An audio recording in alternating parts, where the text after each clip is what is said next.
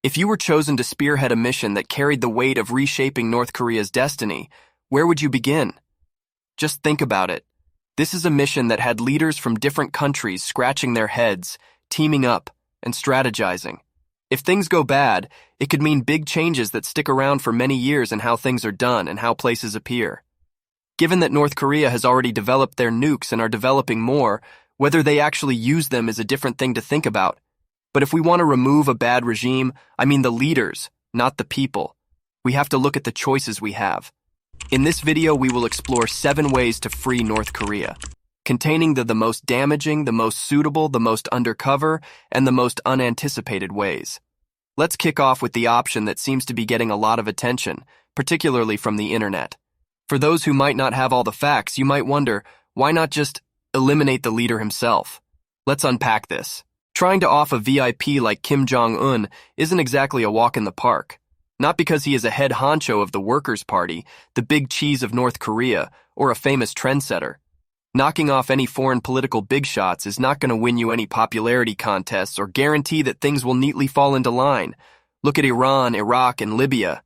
They're living proof of how things can get seriously tangled even after a high-profile leadership swap.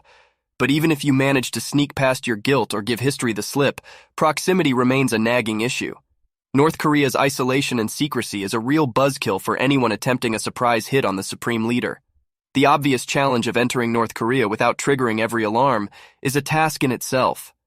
Kim Jong Un has a reputation for taking extreme steps to guarantee his personal safety. He moves at dawn, he shuffles venues and schedules on short notice, and parades around with a motorcade of decoys. He's so cautious about his whereabouts that only a handful of family members are privy to this information. Throw out the usual playbook for offing leaders. Unless you manage to recruit an unexpected sidekick from Kim's inner circle, someone with backstage access to the dictator's secrets. However, tracking down this needle is like hitting a jackpot. But let's dream big and you strike gold, and Kim Jong Un bows out. Tough day for global hair enthusiasts, but beyond that, you're handing his loyalists the green light to fire back. Assassinating a head of state is the ultimate spark for a full-blown war. And whoever steps in next might flex their muscles through retaliation, so eliminating Kim Jong Un alone might not cut it. You will have to target top dogs, elites, specific family members, and don't forget the retaliatory gear, including the nukes. If goal is to reduce civilian casualties, an alternate strategy could be a military invasion. This would require careful planning, precise execution, simultaneous strikes on strategic targets, and alliance of various countries. To initiate this plan, you'll have to amp up your military near North Korea. Your task is to build a sizable attack force that can overpower the enemy. Yet here's the catch. Concealing a military mobilization of this scale is tough. North Korea would quickly catch wind of the situation. Despite Kim Jong Un being the butt of jokes globally, he's no slouch when it comes to history. He watched closely as Saddam Hussein more or less let the US-led team assemble their formidable fighting force outside of Iraq. He's aware that once the US and allies are ready, they'll get rid of his dangerous weapons, cross the 38th parallel, and severely weaken his rule. So if he wants any chance, he has to strike first. The stark truth is that a North Korean nuclear strike could hit the US mainland, while the same threat hovers over South Korea and Japan. Before any coordinated response can be activated, countless lives could already be lost. To outsmart North Korean radar, a careful approach could involve gradually building up your military force over a more extended period, thus evading suspicion. It might work. And if it does, North Korea would undoubtedly be thrown into chaos. Still, even with a major offensive, wiping out all of North Korea's retaliatory capabilities would be a Herculean task. Here's the scoop. North Koreans are expert diggers. They've got tunnels scattered everywhere, and they stash their weapons and nuclear gear way deep underground. That's to stay off the global radar. The catch is, intelligence folks only get a bit of info, if they're lucky, about where to hit first. Imagine they give it a shot and somehow miss their target. The whole element of surprise goes down the drain. But let's be real, even with that, the US and its crew should still have the upper hand. Here's where it gets interesting. This little detail might just be the missing link between a victory that's cheered by all and one that leaves a curious taste.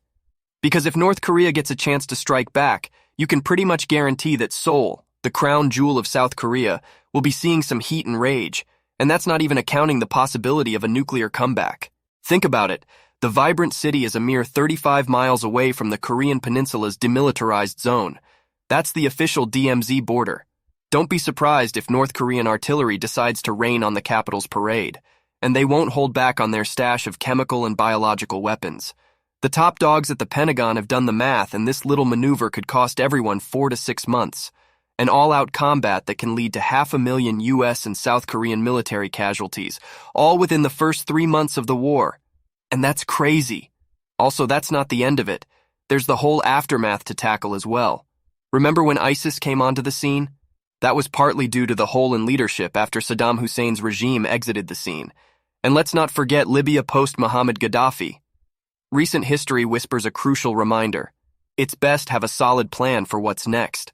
Like a new competent captain for the ship, smooth sailing is still the aim. North Korea is no different. History still applies. If you're not careful, what emerges from the ruins could be more daunting than the infamous Kim Jong Un. Now, turning to a more concerning scenario, what if North Korea's allies chose to intervene?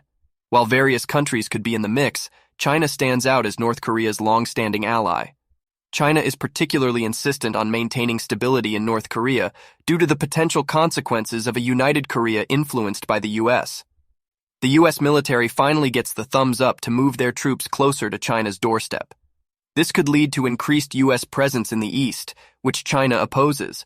And then there's the humanitarian puzzle to solve. In the event of the North Korea's collapse, a considerable number of poverty-stricken North Koreans could seek entry into China. This might stir up significant social problems in China. Thus, you can see where China is coming from. Sadly, it turns out to be North Korea's strongest shield against any sort of foreign risks. What if you could peel away this protective layer? What if in some way you could persuade China to cut off its support for North Korea? Well, here's one thing that's pretty certain. Those economic sanctions that never work, the chances of them actually working just shot up. Because you see, China is North Korea's main source of food and energy supplies. The Chinese-North Korean trade accounts for over 90% of the Hermit Kingdom's total trade. If China decided to bow out, North Korea would be left in a tight spot. In such a scenario, they'd have two options, either cooperate with the world or amp up their self-reliance. But let's be real, the second option isn't exactly a piece of cake. Many North Koreans are already struggling to find enough to eat and are living in pretty tough conditions. If things get worse, as they often do with stricter sanctions, how long do you think Kim Jong Un could hold back his people from a rebellion? Hold up a sec. Why on earth would the Chinese lend a hand in the first place? What's in it for them? Well, here's the deal. You might want to try convincing them of the unavoidable truth. And that truth is that North Korea in its current state is on a one-way ticket to nowhere. The regime is bound to collapse sooner or later, whether by outside forces or internal chaos. So when that inevitable day comes knocking, guess what? China's still going to have to grapple with a refugee crisis. The U.S. will still have a front-row seat right at the border, and all those worries China's got? Yeah, they're not going anywhere. But here's the curveball. There's a way to flip the script right now where everyone joins forces before things hit rock bottom. For the refugee problem, maybe there's room to expand into North Korea, creating a buffer zone of sorts. That way we can handle the influx of people more efficiently. As for keeping China and the U.S. from getting all tangled up, the U.S. troops must stay in the southern part of Korea. The point is, finding middle ground is going to beat the alternative. Now you're wondering if this is just a pipe dream, but it might not be as outlandish as it sounds. China and North Korea aren't getting along that well because of the regime's relentless push for nuclear power. In fact, they've slapped North Korea with some pretty strict sanctions lately. On top of that, the Chinese people are not exactly the biggest fans of Kim Jong Un, who call him as Kim Fatty III. But let's be real, simply getting China on board won't magically solve everything. None of those sanctions have made a dent so far is because this whole thing is a matter of life or death for North Korea. Kim Fatty III, much like any big shot leader, is all about hanging onto his spot. He's all about having the firepower to launch a nuclear attack, so the US and South Korea think twice about messing with his turf. But here's the thing. Even if you throw a bunch of troubles his way, and even if China's got his back, it might not change a thing. He's got this idea that his life depends on maintaining his rule and his country's existence. And to be honest, he's not totally off the mark in thinking that way. Look at it this way. Both Saddam Hussein and Gaddafi said goodbye to their nuclear plans, only to end up as easy targets for foreign meddling that eventually cost them their lives. So, if you start slapping him with super strict rules, you might actually end up hurting average North Koreans more than anyone else, and that's a pretty sad reality. We all know they don't need life to get any tougher. All right, let's step away from the messy stuff like wars, fights, sanctions, and tricky alliances. How about something smoother, more undercover? I'm talking about those sneaky moves, discreet stuff. Instead of going after Kim Jong Un himself, let's mess with his whole rule. Set the scene for someone else to take over, someone who's all about having a reasonable chat with the world. But here's the catch. Whether this new leader leans towards the West or China depends on which big player manages to sneak into North Korean politics. Now, if the US wants in, they might try turning some North Koreans into double agents. But like we said before, that's a bit of a gamble. As for South Korea, they've probably got a few buddies up north, but they've got to deal with the fact that North Korea isn't exactly a fan of their southern neighbors. China's got a pretty good shot at this. Sure, there have been squabbles, but China's still got buddies in the North Korean government. Some wouldn't mind seeing Kim gone. The purges and executions of Pyongyang elites might be due to Kim's suspicion of a Chinese plot to unseat him. Even his uncle Jang Song-thaek, tied to China, got the boot. For ages, North Korea's propaganda was all about the mystical Kim family rule. So if you're planning a coup, maybe go for another Kim family member as the replacement. The crowd might be on board. But where do you find a Kim family member willing to take down their own blood? You look at the options, and they're not exactly lining up to betray the current regime. Except for one. Meet Kim Jong-nam, Kim Jong Un's half-brother. Once seen as next in line before being given the boot. Some suggest a foreign government had their sights on Kim Jong-nam to replace the current Kim. He had the famous Kim family name, but no real influence in North Korea. A perfect fit. They say he was in Malaysia on February 13, 2017, having a sit-down with intelligence officials about regime change, at least on the surface. Sadly, Un already suspected his brother might be a pawn against him and took action to handle it. That's the scoop. So who else would you find? Ah, there might be one, Kim Jong-chul, the supreme leader's own brother, who does not involve himself in politics and leads a quiet life in Pyongyang where he plays guitar in a band. If you manage to turn him, things might turn in your favor, since he is the legitimate heir to the North Korean poverty-struck kingdom. Worth a try. The North Korean government's legitimacy has always hinged on myths, tales of leaders who can't do wrong, their triumph in the Korean War, and how North Korea is superior to South Korea. But what if the North Korean people discovered the truth? This is the penultimate method, centered on granting people access to external information, something they now lack. North Korea is arguably the world's most secretive country, and you might be aware of gradual changes. Thanks to certain groups coordinating illicit border activities and distributing informational materials, like DVDs and pen drives. Awareness is spreading among North Koreans. They're learning about the prosperity and freedom in the South, contrasting it with their own suffering.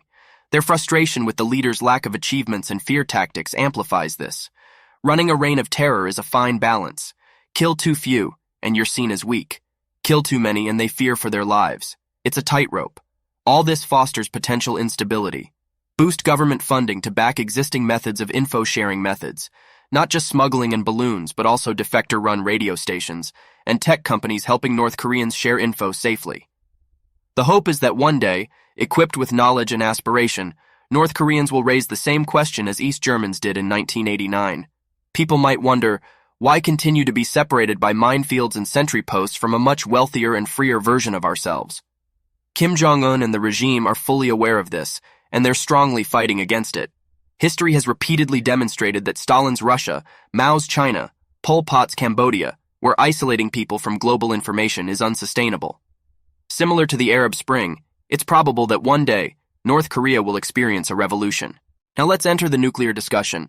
Some may think, why not just nuke them?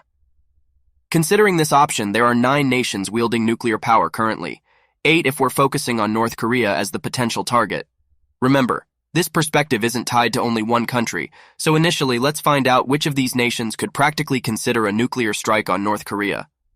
Considering their diplomatic and economic connections, India and particularly Pakistan are highly unlikely to attack North Korea. China and Russia have a well-established partnership. The UK might wait for another nation to take the lead. France always leans towards imposing sanctions. Israel doesn't officially admit to having nuclear weapons. This leaves us with the US as the practical contender that could, in reality, nuke the Hermit Kingdom. Or so it seems. At present, the US holds about 5,244 nuclear weapons, just below Russia's 5,889. Combined, these two nations hold a staggering 92% of the world's roughly 13,000 nuclear warheads. Contrast this with North Korea's modest arsenal of 55 nukes. This might be on the high side, and you might sway towards this viewpoint. But it's not a straightforward decision. This here is a nuclear bomb, capable of being about 80 times more potent than Hiroshima. Countless innocent lives would be lost. Even more would suffer from radiation poisoning. The aftermath would affect nearby countries too. And this is without considering a scenario where U.S. intelligence misses its target, failing to eliminate their nuclear capabilities, and North Korea manages to launch one in a chaotic scramble. Now, if that situation unfolds, it's likely that the nuclear warhead could reach U.S. territory. If North Korea gets incredibly fortunate, their missile could successfully cross the Pacific Ocean. That is, if North Korea manages to evade U.S. missile defense systems. Then we could witness a mushroom cloud forming over a U.S. city. The situation might become extremely chaotic in no time at all. Now for the final option. No deaths, no destruction, no tricky schemes. But it might just be the most unreliable yet imaginative method. Your choice. It's called the cash bomb. No, this isn't a figure of speech or a secret name. It's a real cash bomb. Essentially, it involves heavily bombing North Korea with fake copies of its own currency. Consider North Korea's currency, the won. Now imagine a scene where planes, drones, and balloons shower fake North Korean cash like confetti everywhere. The outcome? A series of events that leads to Kim Jong Un's downfall. Need clarity? Allow me to explain. The sudden influx of money makes everything affordable. This triggers rapid, ongoing price hikes for goods and services. Over time, the North Korean won's value drops, sparking panic. People rush to spend their money to avoid its declining value, which further speeds up the rise in prices. This results in a disparity between the money available and the money people want to use. Let me break it down for you. Eventually, the North Korean currency could lose its value entirely. This would lead to North Koreans adopting to more stable currencies like the US dollar, Chinese yuan, and euro. These foreign currencies have a stable value. This situation would force Kim Jong Un to become dependent on foreign banks and foreign trade. More so than ever, there's an increased reliance. And this can be used as a tool by other nations. Why? Because think about what matters most to Kim Jong Un. It's his weapons, those big weapons that keep him safe. But now he can't buy missile parts and bomb tech using his own money. He needs foreign money. This means he must earn foreign money to cover these costs. And not only that, he also needs dollars and yuan to pay his own people, to stop them from rebelling or striking. At the moment, North Korea gets this foreign cash from a few spots around the world. The point is, these sources can be targeted and potentially stopped. So North Korea's global business strategy involves forced labor, drug trading, money from fake goods, selling coal and wood, trading weapons, getting interest from Chinese banks, and even sneaky cyber attacks on foreign banks. Most of these could be stopped with sanctions and such actions. When their money runs out, it's basically the end. Kim Jong Un couldn't keep ruling in fear.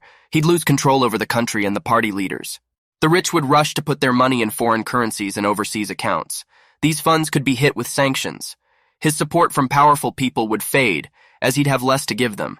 He'd lose the power he desperately needs to stay in charge. Financial panic would mess up decisions, and making nukes and other big weapons would stop. Kim Jong Un would probably be removed from power. And all of it, would be because of a well-executed plan. It all started with the cash bomb. This is unreliable because you need to have a plan in place to accommodate the North Korean people in the aftermath. North Koreans need not be uprooted. Not all of them can survive outside of North Korea, but instead they must be educated and provided for till the nation can stand on its own feet to make decisions. Any one of these methods won't do the trick. A combination of these strategies might help free North Koreans from a brutal regime. It's not impossible. And in the current geopolitics, it is very essential to include China in the mix to execute a few of these strategies brilliantly. As of now, Kim family regime is taking the country nowhere. The world leaders should focus on accommodating the underprivileged while also maintaining power and control in their respective regions. All can be balanced if countries work together. Remember, North Koreans deserve to be met their basic needs and not die of starvation. A recent report from BBC states that food shortage has reached Pyongyang, the capital of North Korea. If people are dying of starvation in the capital, while Kim spends a chunk of his money on nuclear weapons, not allocating enough to feed his own capital, it's concerning. The world cannot just stand and watch people die of starvation at such a large scale. If you found this insight valuable, remember to like, subscribe, and hit that notification bell for more engaging content. Thanks for watching. Until next time.